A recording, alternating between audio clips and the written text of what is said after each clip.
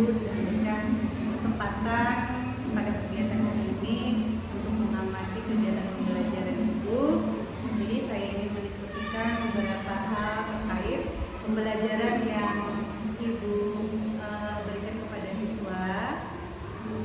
Model BJBL Bu ya, yang telah Ibu lakukan. Nah, di sini mungkin ada beberapa pertanyaan yang akan saya sampaikan kepada Ibu. Menurut Ibu secara keseluruhan, bagaimana Bu pembelajaran hari ini? Pertama-tama terima kasih Bu Wanita atas waktu dan kesempatan yang diberikan kepada saya. Senang sekali dapat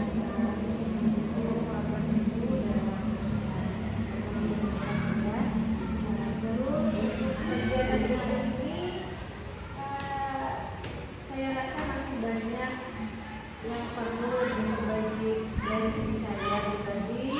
Nah, untuk itu saya mohon dukungan dari Ibu. Kalau misalnya ada kesempatan, ada istilahnya pesan dari Ibu, mohon Ibu bisa mengikuti saya. Iya, Bu. Terima kasih juga Bu waktunya. Di sini saya melihat pembelajaran Ibu. Anak-anak itu cukup aktif dalam berdiskusi kelompok. Terus juga mereka ada yang membantu temannya Bu ya, yang mengalami kesulitan dibantu oleh teman. Terus pada pengerjaan LKPD secara perorangan itu memang ada sebagian anak yang aktif, namun ada sebagian yang masih menunggu bimbingan Bu ya. Karena memang maklum itu kan siswa kelas 2 Bu ya. Sekali Bu, itulah Bu siswa saya kelas 2 dan 28. Sebagian besar itu 20 siswa diisi oleh murid laki-laki Bu, dan murid laki-laki yang sudah aktif semua. Walaupun perempuannya cuma 8, perempuan juga aktif semua. Nah, mungkin di awal pembelajaran berkelompok itu saya memang merasa kesulitan Bu, karena mungkin saya terlalu cepat memberikan penjelasan dan topik untuk anak-anak juga. Seharusnya saya juga memberikan lebih banyak panduan atau konkret atau lebih nyata agar anak bisa lebih fokus. Nah, mungkin di situ kebingungan muncul Bu ya, mungkin dari cara membuat teori dengan pembelajaran yang nyata itu. Yang kalau menurut saya itu adalah hal yang memang sangat wajar Bu, kegiatan pembelajaran apalagi masih kelas rendah perlu effort untuk dulu bisa menguasai kelas. Satu kita diamkan, saat yang lainnya malah ikut nanya-nanya, ikut berkeliling Bu ya. Sangat menarik sekali pembelajaran yang Ibu berikan, walaupun kita tahu sendiri di sekolah kita ini ada keterbatasan penggunaan listrik yang memang tidak bisa kita berikan pembelajaran yang kita tampilkan layar proyektor itu memang tidak bisa karena nanti akibatnya jet lag Bu ya. Itu pasti permasalahan yang kita hadapi sekarang ini. Namun secara keseluruhan saya lihat Ibu menggunakan alternatif lain sehingga pembelajaran menjadi interaktif. Misalkan Ibu menggunakan LKPD, terus Ibu print, Ibu berikan kepada siswa, jadi tidak menonton dengan penjelasan aja. Nah, di sana saya melihat Ibu sangat memberikan pembelajaran yang bermakna pada siswa. Jadi siswa melihat gambar dan mencocokkan secara tidak langsung, literasinya juga ada, permainannya juga ada, jadi sangat menarik sekali.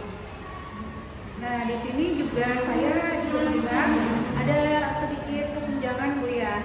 Jadi antara siswa yang memang saya lihat ada siswa Ibu ya yang memiliki keterbatasan.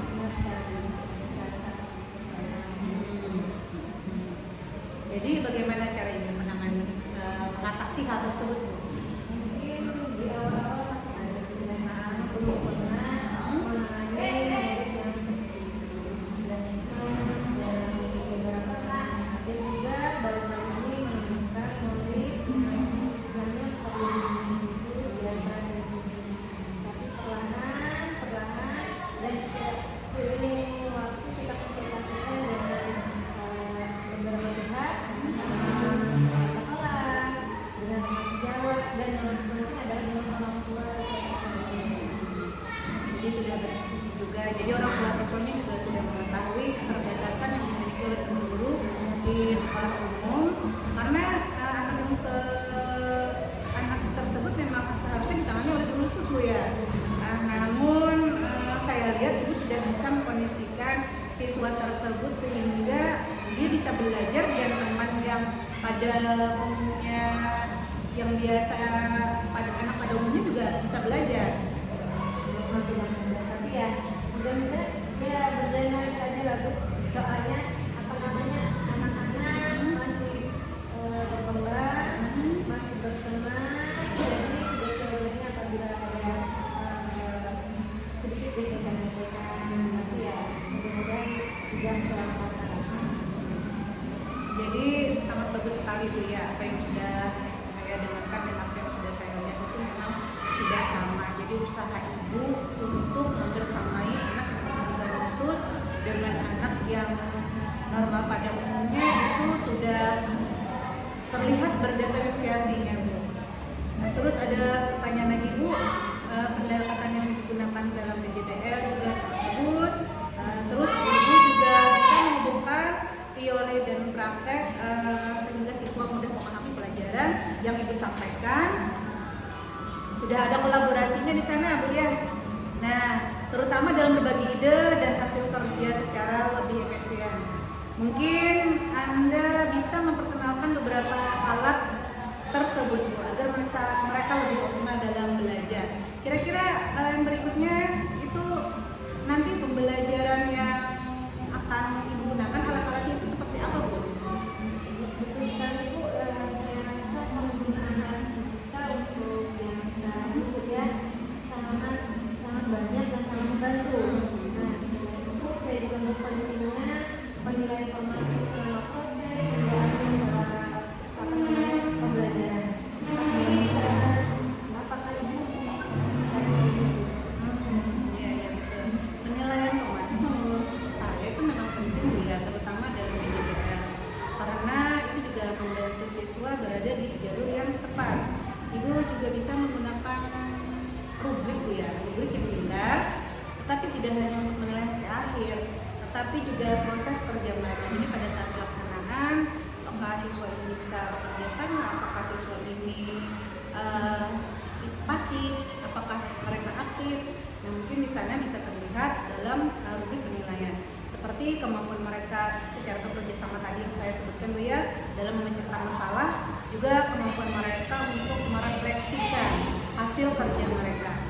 Selain itu, sisi refleksi di akhir pembelajaran itu menurut saya juga sangat penting. Jadi kita tahu sampai sejauh mana pemahaman siswa, bagaimana perasaannya ketika kita mengajar. Jadi itu sebagai masukan kepada kita sebagai pengajar ini loh. Jadi kita tahu, oh ternyata kita terlalu cepat, anak tidak paham. Oh ternyata anak senang dengan pembelajaran seperti ini.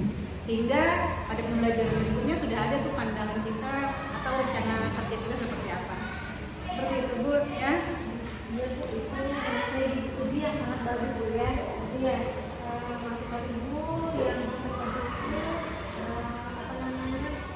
refleksi yang bisa saya masukkan di lebih sering di akhir biasanya itu bukan hanya proyek, tapi lebih memiliki proses yang mereka jalani bukan hanya di hasil akhirnya Bu ya. Iya betul sekali Bu. Jadi pada proses pembelajaran itu yang terpenting, terus merefleksikan bagaimana siswa memahami pembelajaran kita Bu ya. Kadang-kadang kita merefleksikan itu, namun saya pribadi juga kadang tuh kurang konsisten Bu. Jadi karena memang pengelolaan waktu, tahu-tahu sudah jam berakhir sudah Bu ya, jam pelajaran sudah berakhir. Jadi kendalanya di situ mungkin kita lebih bisa menyesuaikan jadwal kita dan memberikan refleksi di akhir pembelajaran secara konsisten Bu ya. Nah, terus di sini juga saya sangat berterima kasih kepada Ibu karena sudah membersamai saya dalam kegiatan ini. Ibu bersedia saya observasi sehingga kegiatan ini berlangsung dengan baik Bu. Saya juga terima kasih Bu atas masukan, sarannya, dan mungkin nanti saya akan mencoba mengimplementasikan saran-saran yang diberikan, terutama dalam memperjelas instruksi, memperkenalkan menggunakan teknologi